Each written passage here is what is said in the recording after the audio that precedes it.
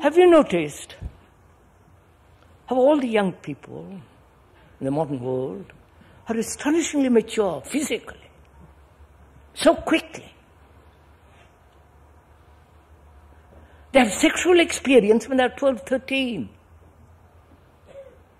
They smoke, drink, take drugs at the age of 12, 13, 15. They're already grown up.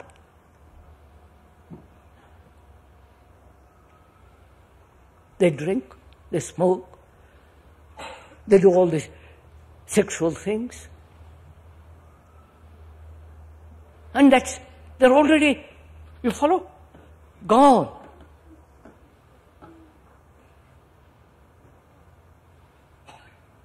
And because the demands of society, all the industry of entertainment,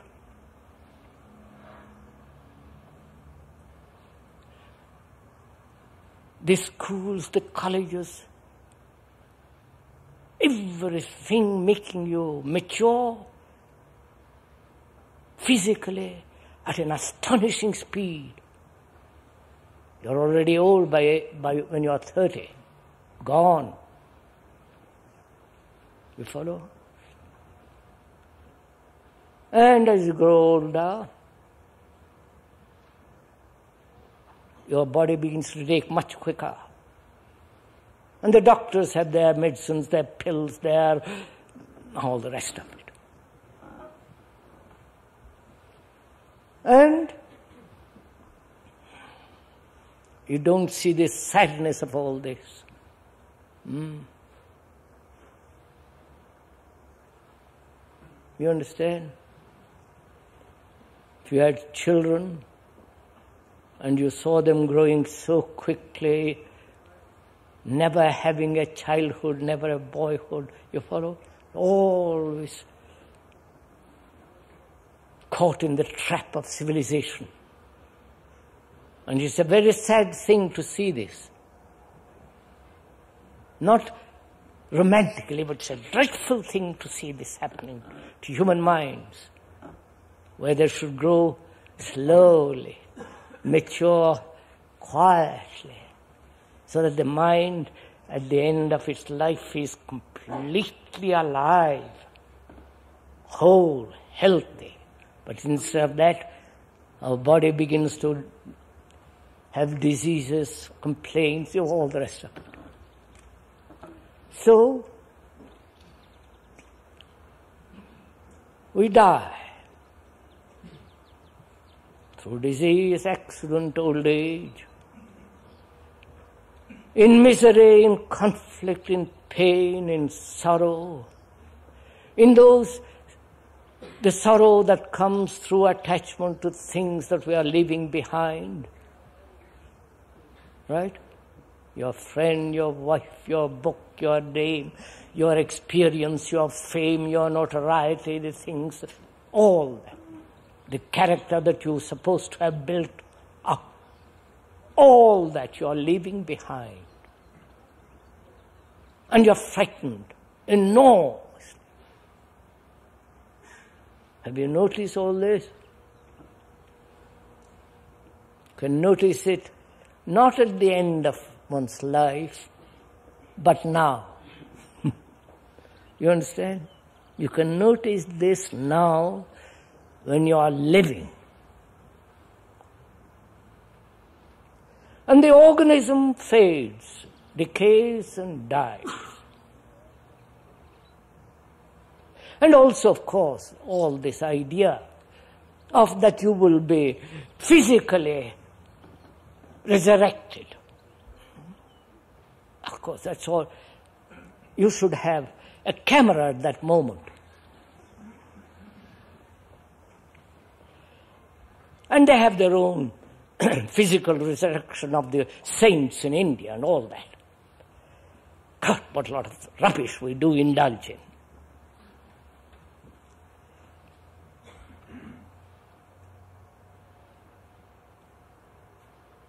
And the mind, with its thoughts, all the things it has built, and the thought says to itself, all right, the body goes, but I go on. You follow? I go on in my books. I go on in my children. I go on in my work that I have done, and I've left it to somebody else. The work, the book, the name, the form, that goes on.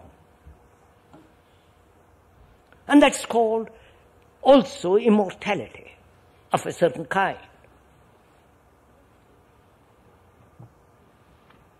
But the book, the business, the name, the form also decays. Somebody else takes it over, right?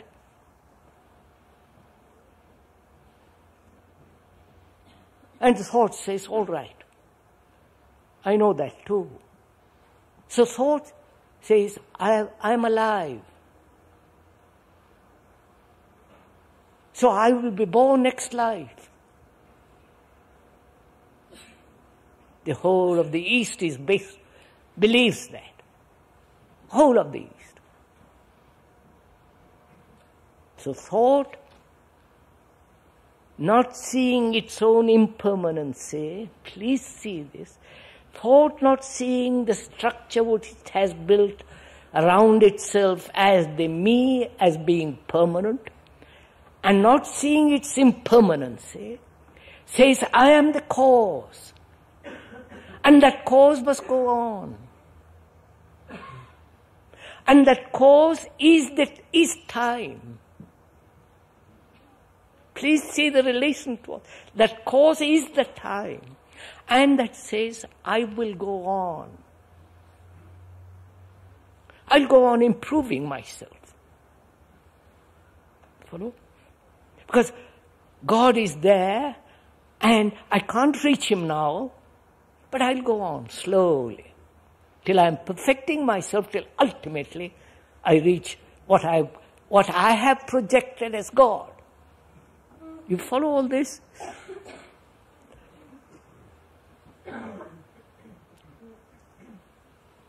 So,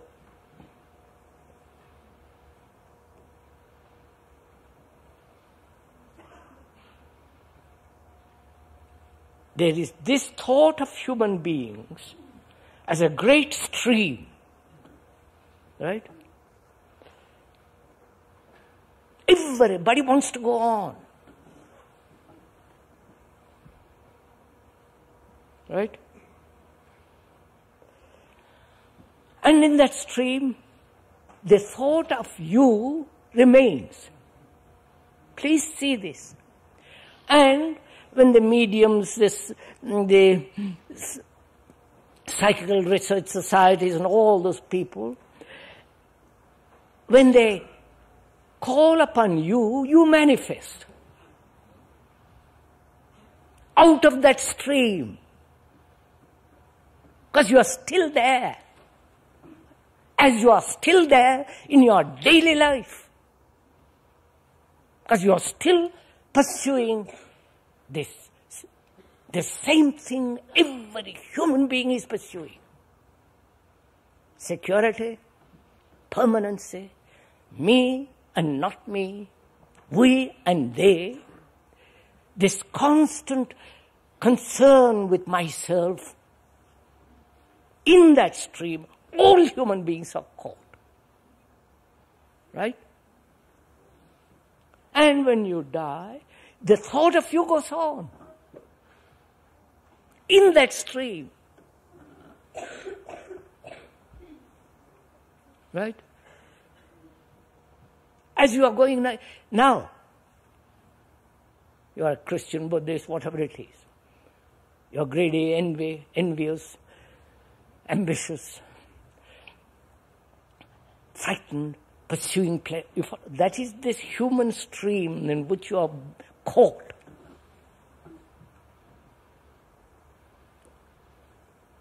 unless you step out of it now, right, you will go on in that stream, obviously. Can the mind step out and face complete impermanency? Now, you have understood the whole.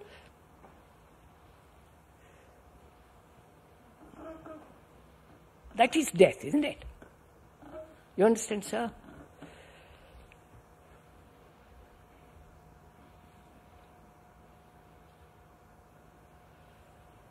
You see, the ancient Hindus, they were very clever people. They thought, this is impossible. Man can't let go of everything instantly. Therefore, the idea of me, as he holds to it, must go on. The me, which is the cause of time, which is the me, which is the result of time, measurement, thought, of course. Right? You got it? That me must evolve slowly through various lives, must evolve till it reaches the highest excellence, which is Brahman, God, what you like to call it. So they had that idea. You have it in a different way. Christians have it. Not so mathematically, so cleverly worked out, so subtly implications involved in it. I won't go into all that. In that is implied, next life becomes very important. Therefore, this life is important. This life becomes tremendously important because how you behave now, if you behave rightly, you will be rewarded next life. You understand? That is the belief. But nobody, they all believe in it, but nobody behaves now. So they carry on this game. You understand? So, can the mind, seeing all this phenomenon, you find tremendous, not just, I can't go into all the details of it, it's a vast area in which the mind has sought security. Mind has created time as thought, as measurement. And in that measurement, in that time, it has a movement in which it has tried to find permanency as the me. The me and the you, and so on. And we're asking, seeing all this enormous area, very complex and extraordinarily subtle, can the mind see the truth that there is absolutely no permanency, which is real death, you understand?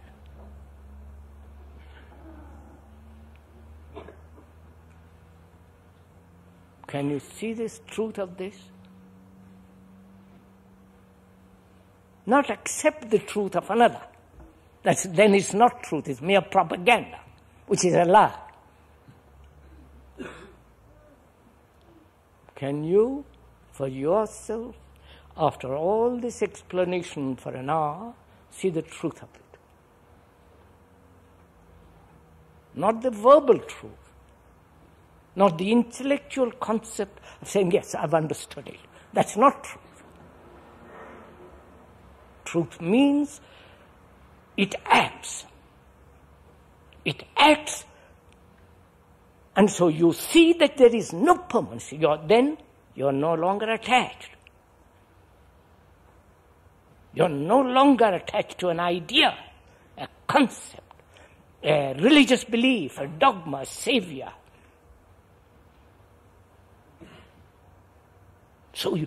Now what takes place?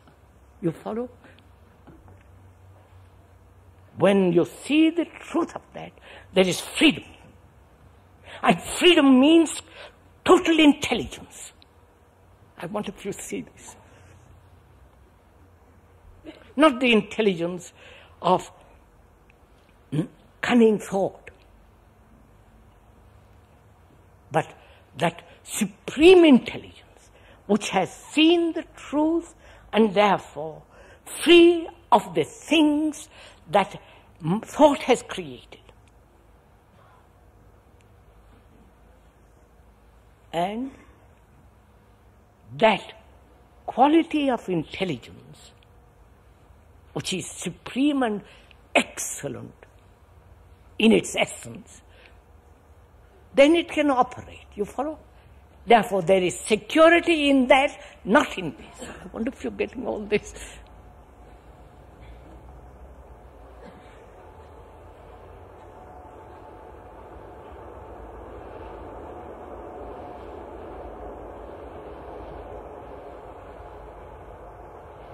Then you can live in this world with things or with nothing. Understand? So, that is immortal. You understand? That intelligence which is neither yours nor mine, which doesn't belong to any church, to any god, to any group, that is the highest form. And therefore in that there is complete and total security. Mind can't create that intelligence. It takes place when you see the truth of the obvious, when you see the false as the false. Then you are no longer caught, mind is no longer caught in the network of thought. And that intelligence can operate in our daily life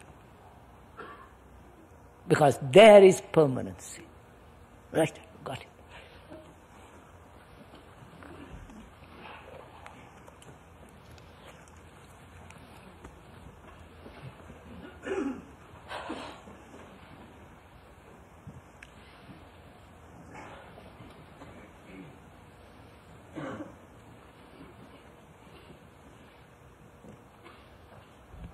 You want to ask any questions?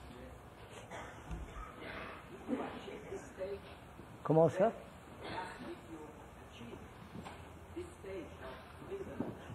The huh?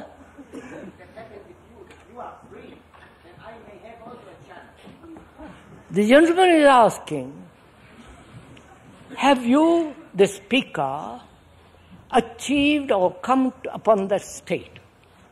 If you have, then I also have a chance.